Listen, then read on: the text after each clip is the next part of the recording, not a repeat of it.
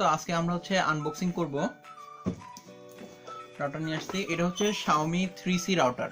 তো বাজারে হচ্ছে এত রাউটার থাকতে কেন হচ্ছে আমরা হচ্ছে 3C কিনলাম। আমি Xiaomi এর রাউটারগুলো অনেক বেশি হচ্ছে ফিচারফুল, যে আপনি অ্যাপস এর মাধ্যমে এই রাউটারটা কন্ট্রোল করতে পারবেন।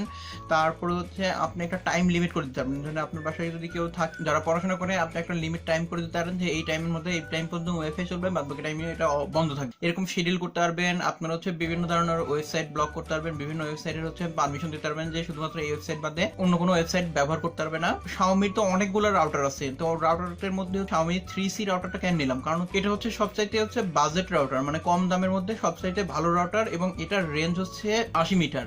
দেখবেন যে যেগুলো হচ্ছে 1500-2000 টাকার মধ্যে রাউটার পাওয়া যায়, সেগুলো বলে ক্লিয়ার করে বলা থাকে না যে হচ্ছে আপনার ওয়াইফাই এর রেঞ্জ দিবে কত।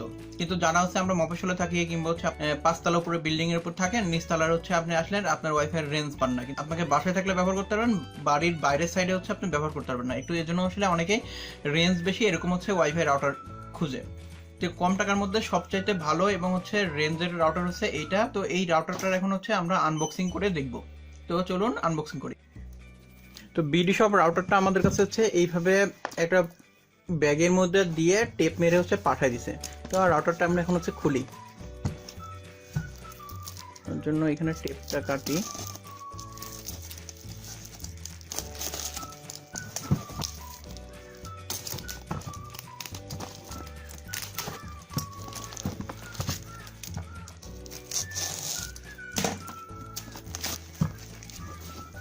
এটা হচ্ছে বিডি শপের হচ্ছে ব্যাগ, এই ব্যাগের মধ্যে পাঠাইছে।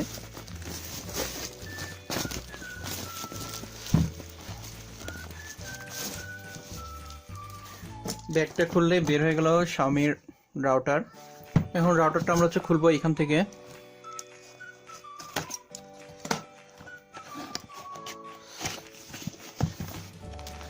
খুললে এই যে এখানে পুশের অপশন আছে, এখান থেকে টান মারলে রাউটারটা খুলে যাবে।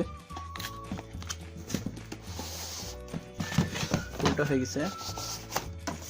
তাহলে এই হলো হচ্ছে রাউটার। এই রাউটারে দেখছেন হচ্ছে 4টা এন্টেনা আছে। এই পলি ব্যাগ আছে, পলি ব্যাগটা খুলে ফেলতে হবে। তাহলে এটা হচ্ছে রাউটার। এন্টেনাগুলো ডাইনামোমে ঘোরানো যাবে কিন্তু খোলা যাবে না। তো পিছে হচ্ছে একটা হচ্ছে ইন্টারনেট ইনের পোর্ট আছে, দুইটা হচ্ছে ল্যানের হচ্ছে আউটের পোর্ট আছে, আর হচ্ছে এখানে চার্জারের লাইন। আর পিছে দেখতে হচ্ছে এরকম। তো ভিতরে আর কি আছে দেখা যাক। এখানে হচ্ছে আপনারা হচ্ছে ইউজার ম্যানুয়াল, চাইনিজ ভাষায় লেখা, এটাও চাইনিজ। তাহলে আর নিচে কি আছে, নিচে আছে হচ্ছে একটা পাওয়ার অ্যাডাপ্টার, আর এটা হচ্ছে ল্যান কেবল। এই